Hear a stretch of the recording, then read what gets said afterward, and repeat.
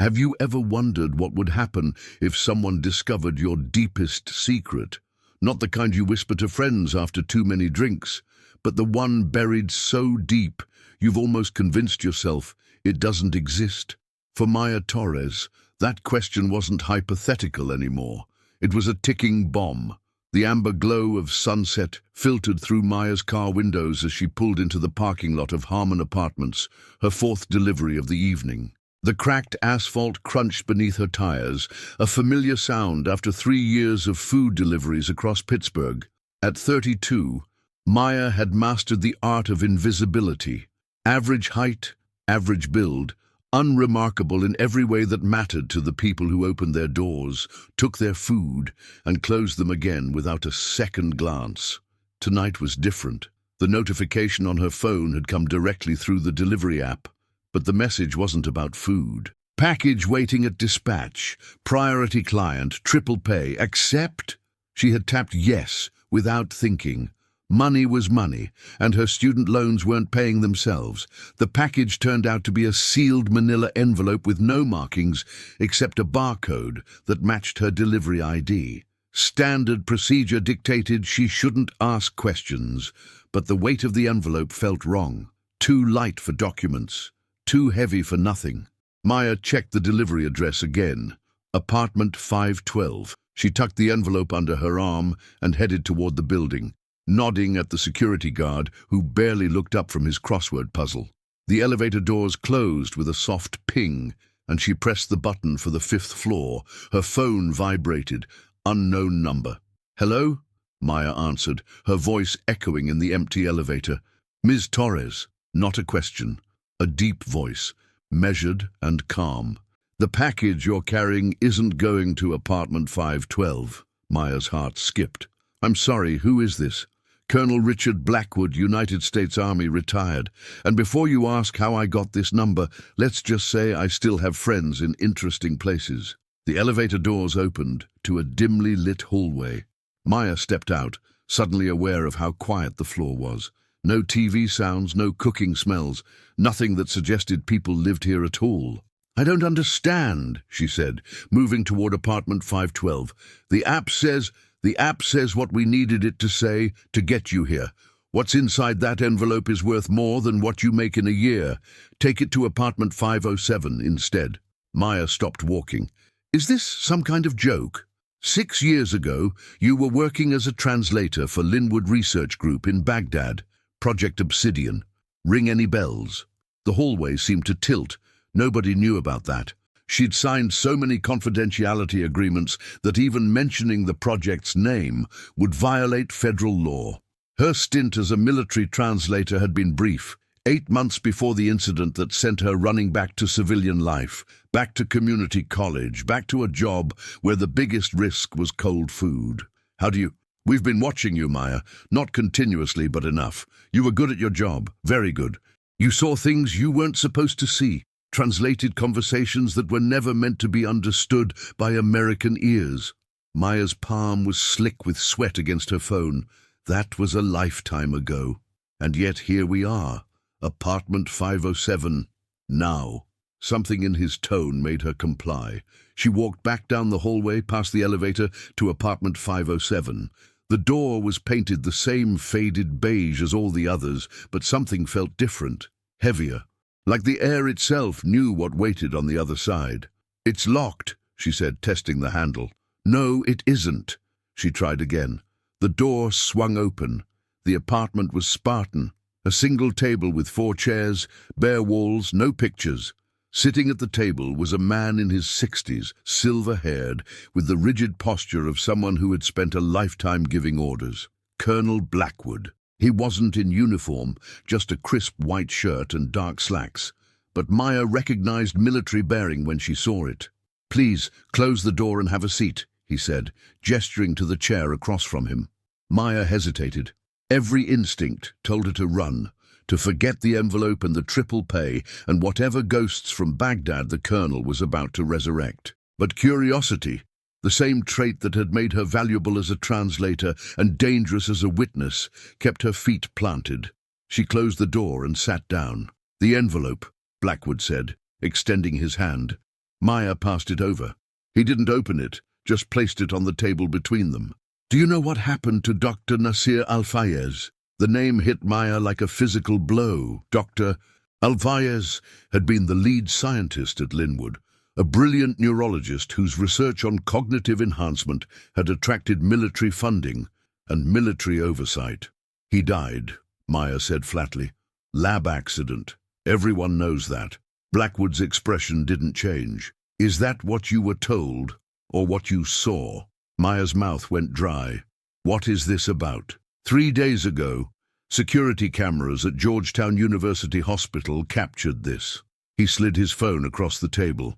On the screen was a grainy image of a man in a lab coat, face partially visible as he turned away from the camera. Older, thinner, but unmistakable. That's not possible, Maya whispered. The official report says Dr. Al-Fayez died when his lab in Baghdad caught fire. Tragic accident. Body burned beyond recognition. DNA confirmation impossible given the conditions. Blackwood's eyes never left her face. But you were there that night, weren't you? Not in the lab, but in the communications room next door, translating a call between Al-Fayez and someone outside the facility. Maya's hands began to tremble. She clasped them together to hide it. You heard something you shouldn't have. Saw something through that connecting window that contradicts the official story. Blackwood leaned forward. Al-Fayez is alive, Maya. And whatever he was working on in Baghdad, he's continuing it here. Unauthorized. Why are you telling me this? Why now? Because he's looking for you. Blackwood's voice dropped. The translation you did that night, it wasn't just research notes, it was a formula, and you're the only person alive who might remember it. Maya stood abruptly, her chair scraping against the floor. I was just a translator, a contractor. Whatever this is, I want no part of it. You don't have a choice anymore. Blackwood gestured to the window. See that black SUV down there? Those men aren't with me. They've been tracking you for days, waiting for you to lead them to someone who knows the truth about Al-Fayez. And now you've led them straight to me. Maya moved to the window. Sure enough, a black Suburban was parked across the street. 2 men in dark suits standing beside it, looking up at the building. Who are they? The same people who helped Al-Fayez disappear. People who've invested millions in whatever he promised them. Blackwood stood, his movements deliberate, unhurried. We have about 3 minutes before they come up here. So you have a choice to make, Ms. Torres. Walk out that door, go back to your delivery job and wait for them to find you. Or come with me, help us find Al-Fayez first, and maybe, just maybe, live long enough to regret it. Maya stared at the envelope on the table. Oh, and what's in there? Proof that everything I'm telling you is true, and the beginning of a trail that leads to Al-Fayez. The building's fire alarm suddenly blared to life, red emergency lights casting eerie shadows across Blackwood's face. Time's up, he said. What's it going to be? The shriek of the fire alarm pulsed through Maya's skull as Colonel Blackwood moved with surprising agility toward a closet door she hadn't noticed before. He pulled it open to reveal not hangars and shelves, but a narrow service corridor, dimly lit by emergency lights. Maintenance access, he explained tersely, runs behind all the apartments on this floor. Decision time, Ms. Torres. Through the window, Maya saw the 2 men from the SUV rushing toward the building entrance. Her delivery job, her quiet life, her carefully constructed anonymity, all of it was evaporating before her eyes. But the alternative was following a stranger into a dark corridor based on a story that sounded like the plot of a spy thriller. I need to know more, she insisted. What was in that call I translated? What formula? Cognitive enhancement was just the cover story, Blackwood said, checking his watch. Project Obsidian's real focus was memory manipulation, targeted erasure, enhancement, even implantation. Al-Fayez had a breakthrough, something that worked without the side effects of earlier attempts. The military wanted it for PTSD treatment. Others wanted it for less noble purposes. The sound of heavy footsteps in the hallway made the decision for her. Maya grabbed the envelope from the table and darted into the service corridor. Blackwood followed, pulling the door shut behind them. This way," he whispered, leading her through the narrow passage, their shoulders brushing against pipes and electrical conduits. The dim emergency lighting cast long shadows as they moved. "Those men," Maya said, keeping her voice low, "they're not military, are they? Private contractors, former intelligence mostly, working for a biotech company called Helios. They've been funding Alphaeus' unsanctioned research since he disappeared." They reached a metal door with a push bar. Blackwood placed his hand on it but paused before opening it. "Once we're outside, we move fast. My car is in the back lot, silver Audi. Don't look around. Don't hesitate." Maya nodded, her heart hammering in her chest. The colonel pushed the door open, triggering a flood of cool evening air. They emerged into an alley behind the apartment building. True to his word, a silver Audi was parked 20 yards away, partially hidden behind a dumpster. They made it halfway to the car when the service door burst open behind them.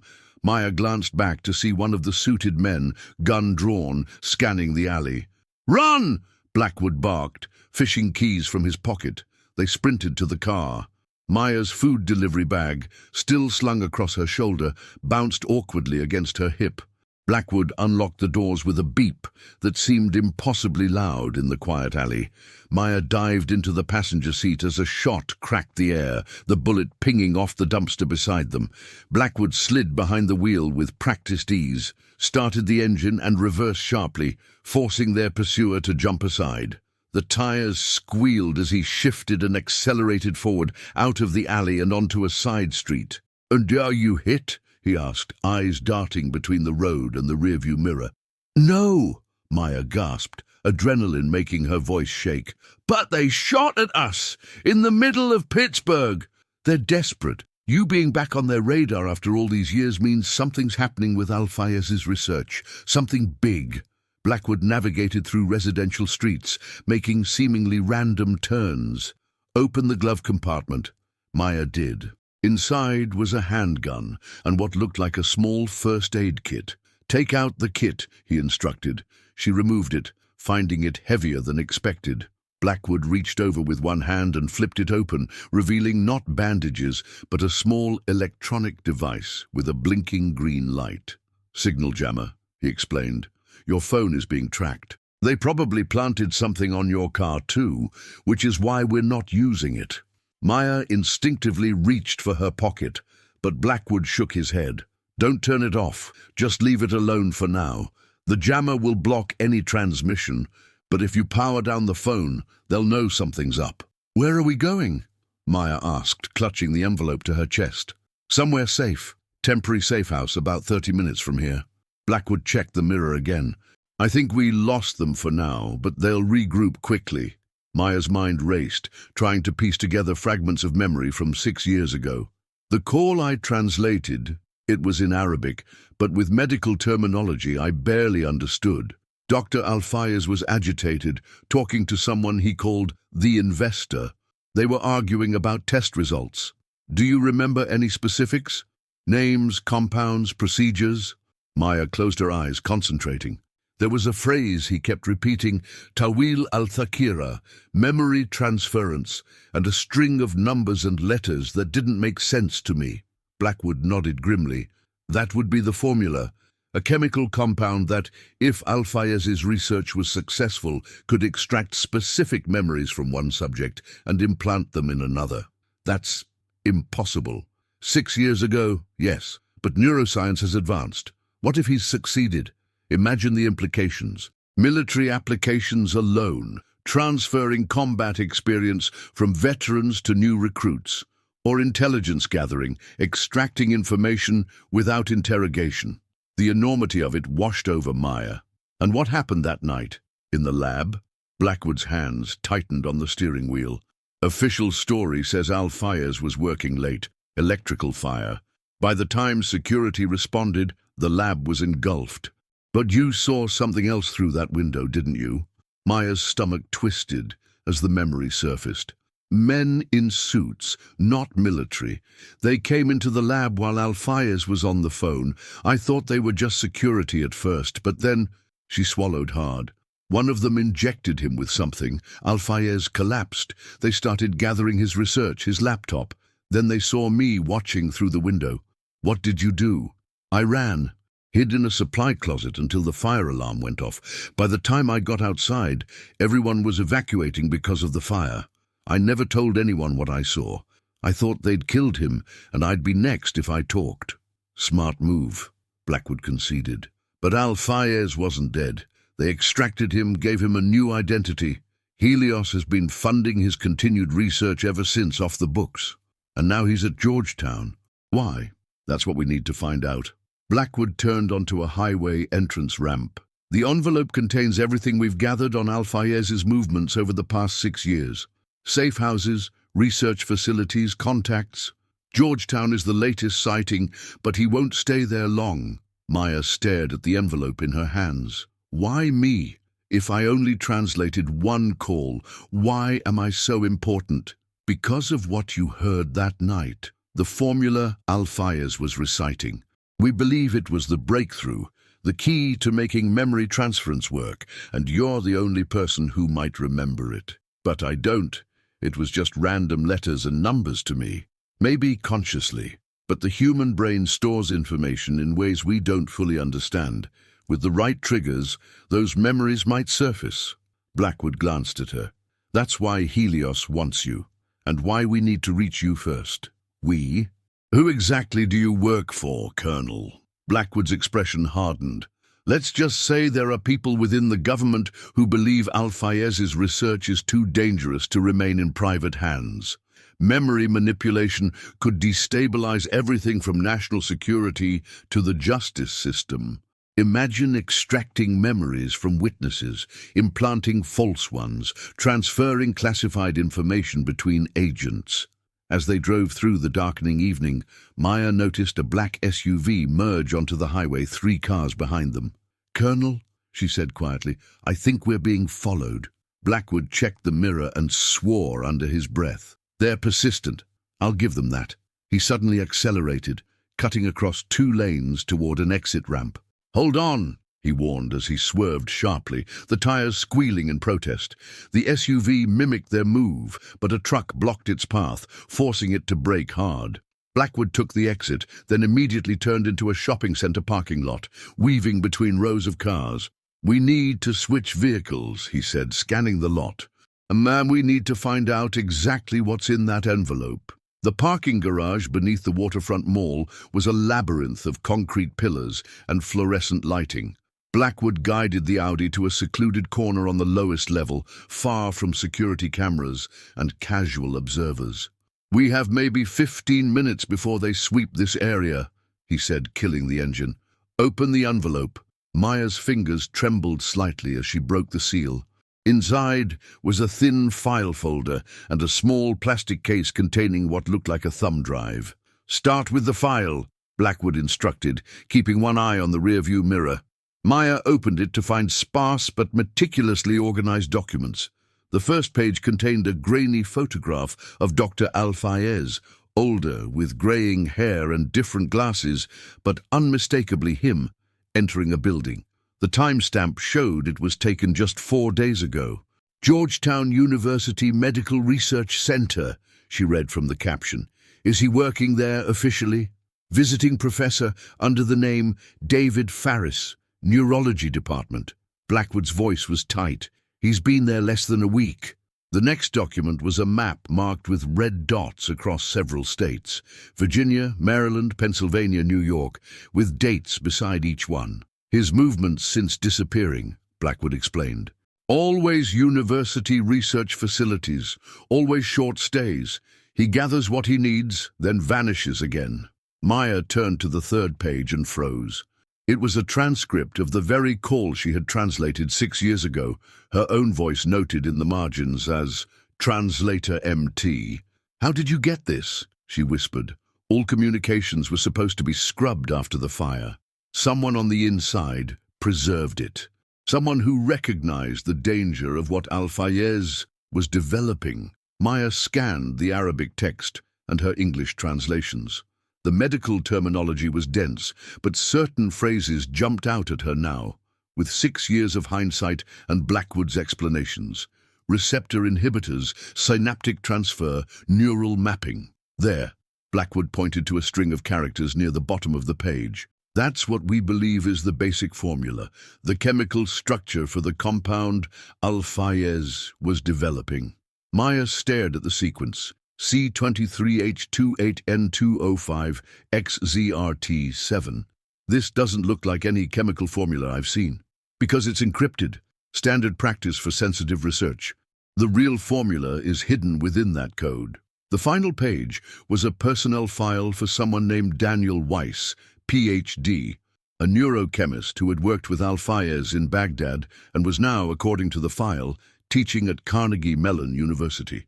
Dr. Weiss is our next step, Blackwood said. He was alpha-YES's closest collaborator before Baghdad.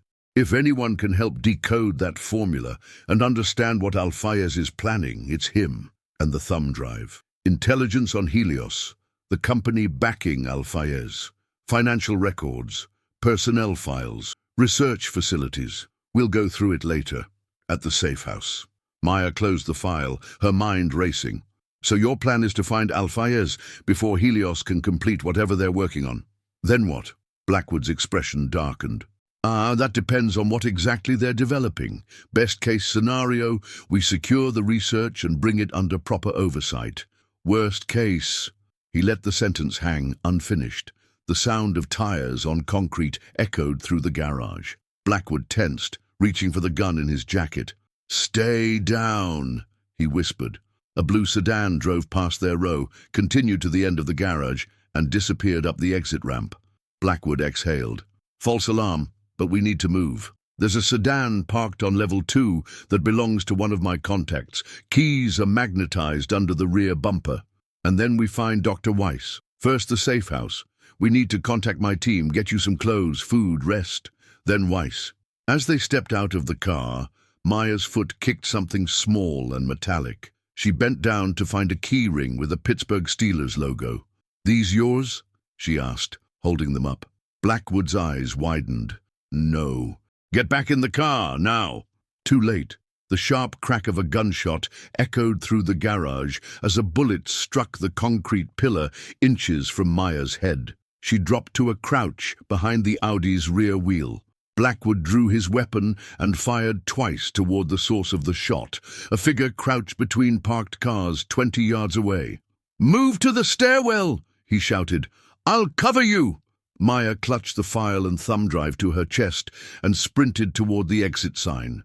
Another shot rang out, followed by the sound of breaking glass as the Audi's window shattered. She reached the stairwell door and yanked it open. The heavy metal door provided momentary cover as she looked back to see Blackwood exchanging fire with not one, but 2 attackers now.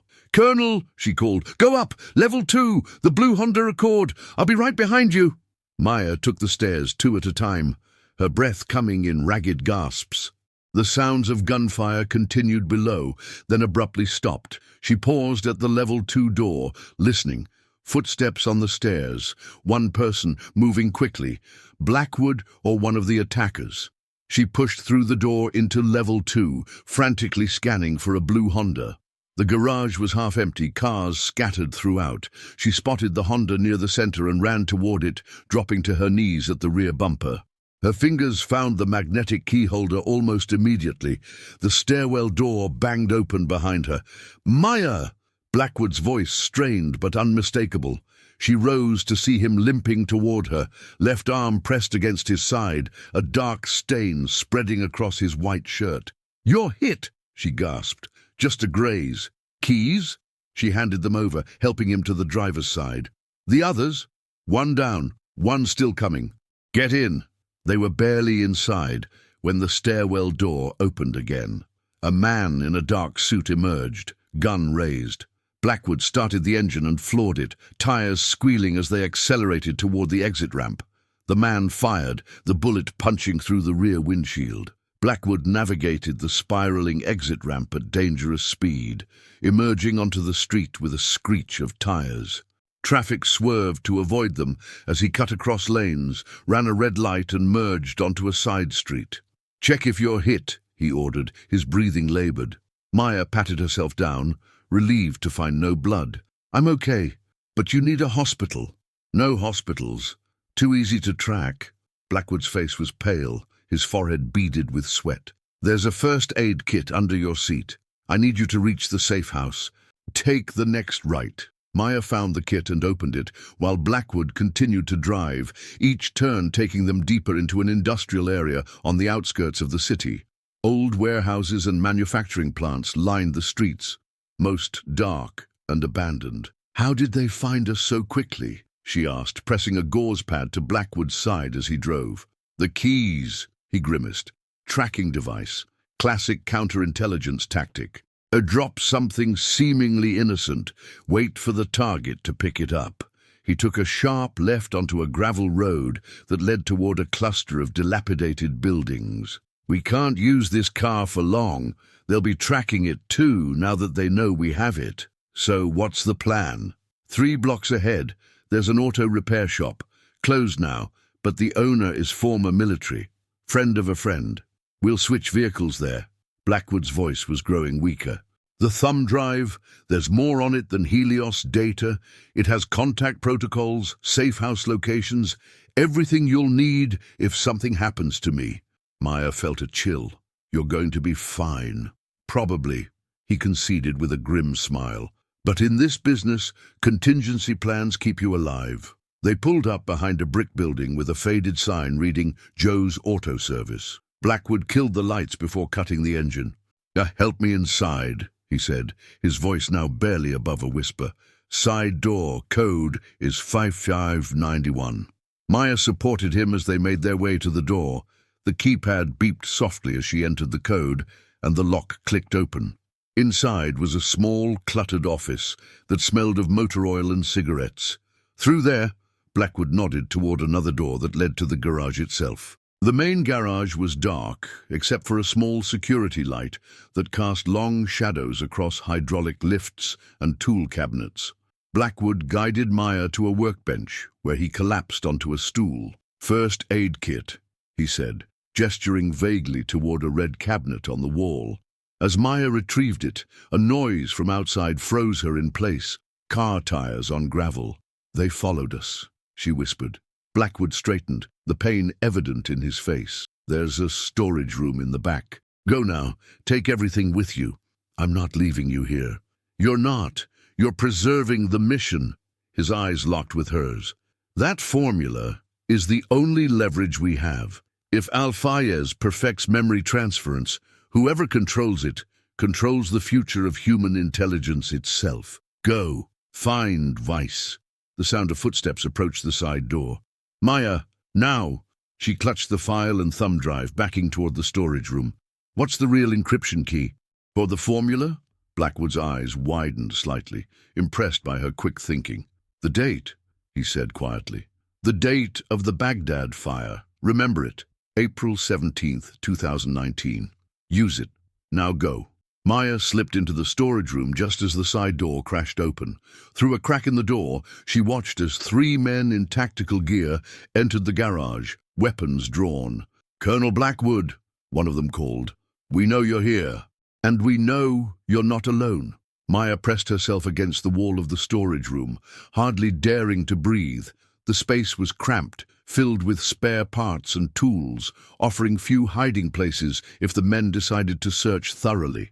Through the narrow gap in the door, she could see Blackwood sitting calmly at the workbench, his injured side hidden from view. "Gentlemen," Blackwood's voice betrayed no fear, "you seem to have me at a disadvantage." The leader of the group stepped forward, tall with close-cropped hair and the bearing of ex-military. "Where is she, Colonel?" "Who?" A sharp crack echoed as the man backhanded Blackwood across the face. "The translator, Torres. We know she was with you." Blackwood spat blood onto the concrete floor. "Long gone, with everything I have on Al-Fayez and your operation at Helios. My team is expecting a full data dump within the hour." The leader glanced at his companions. "Search the building, every room, every closet." Maya's heart hammered against her ribs. There was no back exit from the storage room, nowhere to run. Her eyes darted around frantically, landing on a small window near the ceiling, barely large enough for her to squeeze through and at least 7 feet off the ground. She heard the men methodically moving through the garage, opening cabinets, checking under vehicles. It was only a matter of moments before they reached the storage room. Making a split-second decision, Maya tucked the file and thumb drive into her shirt and began silently stacking milk crates beneath the window. The makeshift ladder wobbled dangerously as she climbed up and pushed at the window. It was painted shut. Outside, Blackwood was buying time. "And you're making a mistake," she heard him say. "This goes higher than you know. Government oversight has been watching Al-Fayez for years." "There is no oversight," the leader replied coldly. "Not anymore. The world changed while you were playing retirement, Colonel. Private enterprise drives innovation now, not government bureaucracy." Maya frantically searched for something to break the window seal. Her hand closed around a screwdriver on a nearby shelf. She wedged it into the window frame and applied pressure until the paint cracked. The window slid open with a faint scrape. The sound of a door being kicked in came from somewhere in the garage. They were getting closer. "Found tracks in the office," a voice called out. "Someone else was definitely here." Maya hoisted herself up to the window ledge, grateful for her slight frame. The drop to the outside looked to be about 10 feet onto hard asphalt. No choice now. Just as she wiggled her shoulders through the opening, she heard the storage room door bang open. "In here! She's escaping!" Maya pushed herself through the window and dropped, landing hard on her side with a painful jolt that knocked the wind from her lungs. Above, a face appeared at the window, and she heard the man calling for his companions. Ignoring the pain shooting through her hip and elbow, Maya scrambled to her feet and ran, ducking between parked cars in the lot behind the garage. A shot rang out, the bullet ricocheting off the pavement near her feet. The industrial area was a maze of warehouses and chain-link fences. Maya vaulted over a low barrier and found herself in an adjacent lot, this one filled with shipping containers. She darted between them, trying to put as much distance as possible between herself and her pursuers. The sound of a car engine roaring to life spurred her to move faster. They were mobilizing. She needed transportation, and fast. At the edge of the lot, she spotted a small shipping office with lights still on despite the late hour. Through the window, she could see a solitary security guard watching a small television, keys hanging on a board behind him. Maya assessed her options quickly. The guard likely had a vehicle, maybe a phone she could use, but approaching him might put him in danger too.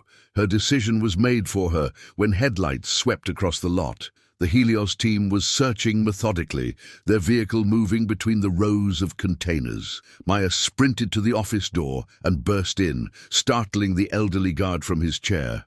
"Please," she gasped, "I need help." "Men with guns are after me." The guard stared at her in confusion, then looked past her to where the headlights were now visible through the window. "What the hell?" "Please," Maya repeated. "Is there a back door, a car I can use?" Something in her desperate expression must have convinced him. He grabbed a set of keys from the board. "My truck's out back. Red Toyota." He tossed her the keys. "Go left out of the lot. There's a service road that connects to the highway." "Thank you," Maya said, relief flooding through her.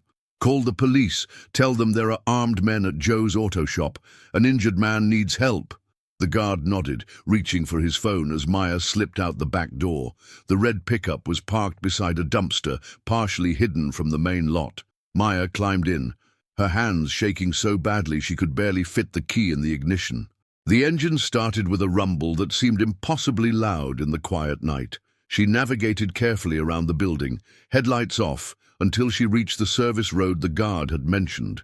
Only then did she turn on the lights and accelerate, watching the rear-view mirror for signs of pursuit. For the moment, at least, she seemed to have escaped. The adrenaline that had carried her this far began to ebb, replaced by waves of pain from her fall and the crushing realization of what had just happened. Blackwood was either dead or captured. She was alone, hunted, with only the cryptic contents of the file and thumb drive to guide her. The service road eventually connected to a highway on-ramp, and Maya merged into late-night traffic, trying to blend in with other vehicles while her mind raced. Find Weiss. That had been Blackwood's final instruction, the neurochemist at Carnegie Mellon who had worked with Al-Fayez. But how? She couldn't exactly walk into his office during business hours. And what would she even say? "Hello, your former colleague isn't dead. He's developing a memory transfer drug for a shadowy corporation, and people are trying to kill me over it." Maya pulled into a truck stop to gather her thoughts. Her hands were still trembling as she extracted the file and thumb drive from her shirt. The formula, C23H28N205XZRT7, meant nothing to her. But Blackwood had said the encryption key was the date of the Baghdad fire. She found a scrap of paper in the truck's glove compartment and began working through possible combinations. If each character in the code corresponded to a digit in the date, after several attempts, a pattern emerged. Using 04172019 as the key, the formula resolved to a sequence that looked more like an actual chemical compound, C23H28N205MRP7. But what did it mean? And why was it so valuable that people were willing to kill for it? The thumb drive was her next priority, but she needed a computer to access it. She remembered Blackwood saying it contained safe house locations and contact protocols. Without those, she was flying blind. Maya checked her phone. Still functional despite everything that had happened. The signal jammer was back in Blackwood's car, which meant Helios could potentially track her location now. She needed to ditch the phone, but not before making one crucial call. She dialed information. "Carnegie Mellon University Faculty Directory," she requested when the operator answered. A moment later, she was writing down Daniel Weiss's office number and campus address. No home address or personal number available through public directories, of course. She'd have to find another way to reach him. As she ended the call, a news alert popped up on her phone screen. "Shooting at auto shop leaves 1 dead, police investigating." Maya's heart sank. Blackwood, it had to be. She was truly on her own now. The weight of her situation crashed down on her shoulders.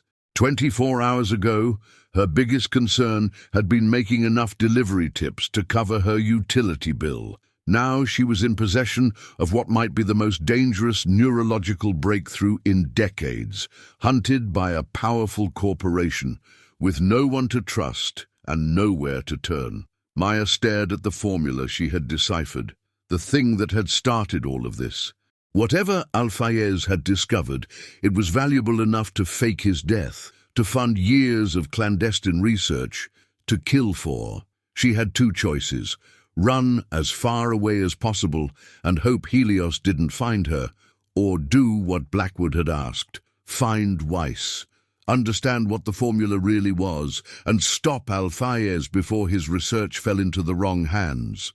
The truck stop bustled with late-night activity.